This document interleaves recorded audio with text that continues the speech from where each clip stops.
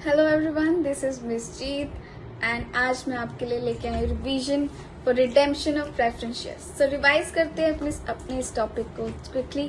और आप मेरे चैनल पे जाइए जिसका नाम है मिस जीत और उसको सब्सक्राइब कीजिए फ्यूचर वीडियोस के लिए और लाइक कीजिए, कमेंट कीजिए और मुझे बताइए आपको ये वीडियो कैसी लगी। Redemption of preference shares share holder funds का पार्ट है और ये इन शेयर होल्डर्स को क्या मिलता है, इक्विटी शेयर होल्डर्स के ऊपर प्रायोरिटी मिलती है रिपेमेंट के लिए और इनको हमेशा एक फिक्स परसेंटेज ऑफ डिविडेंड मिलता ही मिलता है। कंपनी को जब भी फंड्स की रिक्वायरमेंट होती है तो कंपनी क्या करती है, शेयर इशू कर लेती है। इसके पास एक ऑप्शन है।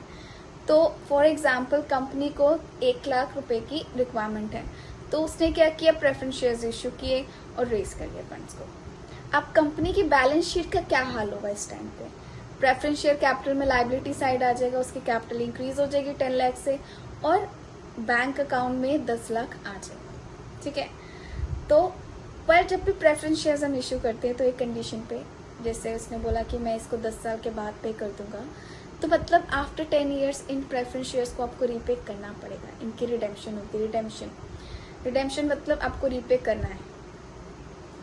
ठीक है, रिडेम्पशन ऑफ प्रेफरेंस शेयर्स क्या है, एक प्रोसेस है, एक प्री डिटरमाइंड अमाउंट है आपका 10 लाख प्लस उस पर कुछ और भी बढ़ाकर आप क्या करोगे, शेयर होल्डर्स को रीपे करोगे। ये अमाउंट एक्सक्लूसिव ऑफ डिविडेंड होता है, ये डिविडेंड के अलावा वाला अमाउंट होता है।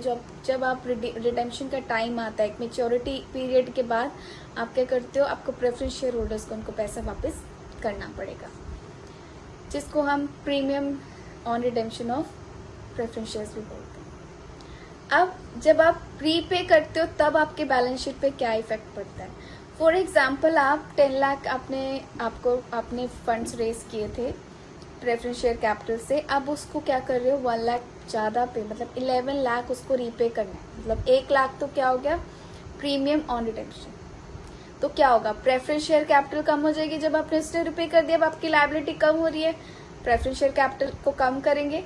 आपने पहले जब प्रेफरेंस शेयर कैपिटल रेस की थी तब आपने उसको क्रेडिट किया था, तो आप क्या कर दोगे, उसको डेबिट कर दोगे। तो preference share capital account debit कितने से, नॉमिनल वैल्यू से, फेस वैल्यू से 10 लाख। अब आप क्या कर रहे हो, आप उनको ज्यादा रिपे कर रहे हो, ये आपका लॉस है एक तरीके से, प्रीमियम ऑन रिडेम्पशन अकाउंट। और ये एक टेम्पररी अकाउंट है, इसको आप दूसरे अकाउंट से आप क्या करोगे, सेट ऑफ करोगे। ठीक है, तो कितने से 1 लाख। और ये किसको रीपे कर रहे हो, प्रेफरेंस शेयर होल्डर्स, वो हमारे क्रेडिटर्स बन गए तो हमने क्रेडिट कर दिया।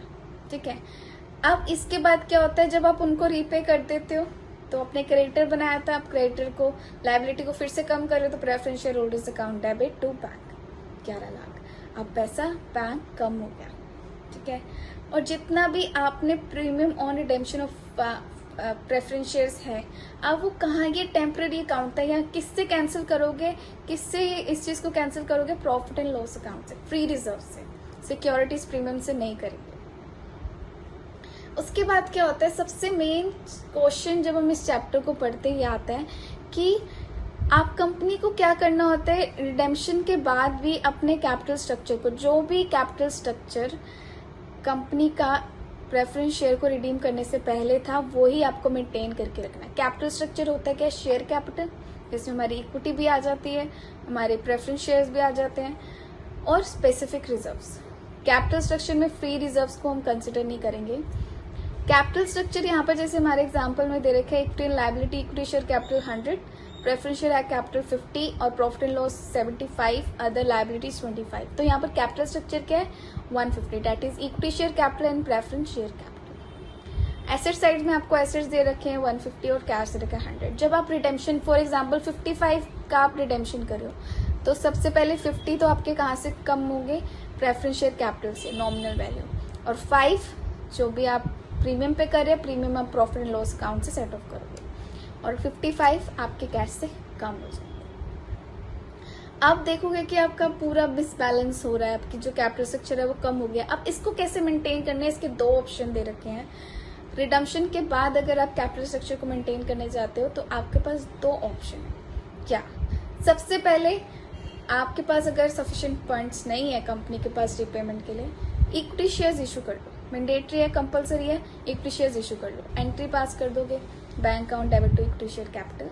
कितने वैल्यू से आप यहाँ पर कैपिटल स्ट्रक्चर को मेंटेन करने के लिए कितने वैल्यू की आप इक्विटी शेयर इशू करोगे? नॉमिनल वैल्यू की। प्रीमियम हमेशा प्रॉफिट एंड लॉस से फ्री रिजर्व से जाएगा। दूसरा ऑप्शन कंपनी को दिया गया है, आप एक कैपिटल रिडेम्पशन रिजर्व बना लो, वो मेंटेन कर लो, क्रिएट कर लो at the end of redemption of preference shares.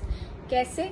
Bye blocking free reserves. कुछ रिजर्व्स के नाम हैं जिनको आप यूटिलाइज कर सकते हो कैपिटल रिडेम्पशन रिजर्व बनाने के लिए, और कुछ हैं जिनको आप बिल्कुल यूटिलाइज नहीं कर सकते। और ये भी याद रखेंगे कौन कौन से हैं, कौन कौन से को आप यूटिलाइज कर सकते हो। General reserve, reserve fund, dividend equalisation fund, insurance fund, workman compensation fund, workman's accident fund, voluntary debenture sinking fund, profit and loss का। इन सब को क्या कर सकते हैं आप? यूटिलाइज कर सकते हो कैपिटल रिडेम्पशन रिजर्व क्रिएट करने के लिए। पर कुछ 5 ऐसे रिजर्व्स हैं जिनको आप नहीं कर सकते, इसको बिल्कुल ध्यान से देखना है। Securities premium account, forfeited share account, profit prior to incorporation, capital reserve, development debate reserve. इन सबको आप कैपिटल रिडेम्पशन रिजर्व क्रिएट करने के लिए यूटिलाइज नहीं कर सकते। और जब आप इन रिजर्व्स को क्या करोगे? डेबिट करोगे, और उस सीआरआर बनाने के लिए, कैपिटल रिडेम्पशन रिजर्व बनाने के लिए आप उसको क्रेडिट कर दोगे। किस वैल्यू पे? Nominal value. जो भी प्रेफरेंस शेयर्स रिडीम किए जा रहे हैं उनकी face value that is nominal value पे, जो हमारे एग्जाम्पल में थी 50। अब ये भी ध्यान रखना है कि एक स्पेसिफिक रिजर्व है कैपिटल रिडेम्पशन रिजर्व, इसको सिर्फ एक पर्पज के लिए यूज कर सकते हैं, for issuing bonus shares. So thank you so much for listening me.